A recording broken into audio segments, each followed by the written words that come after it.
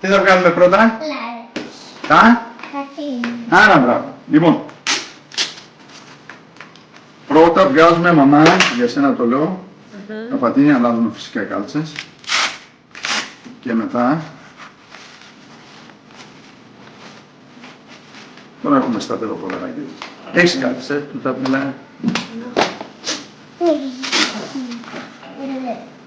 Γιατί αυτές είναι πολύ μουσουλμά τώρα. Σου άρεσε? Αλήθεια το λες? Εύκολο ή δύσκολο? Δεν σε πέντε, μην τέλεις. Στην αρχή ήταν δύσκολο, μετά τι ήτανε? Εύκολο. Έτσι, το κάνουμε να είναι πιο εύκολο μετά.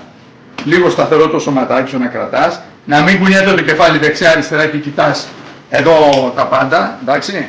Τώρα βλέπεις ότι βγάλαμε τα πατίνια, μπορούμε να βγάλουμε και τα υπόλοιπα, εντάξει, και το κράνος και όλα.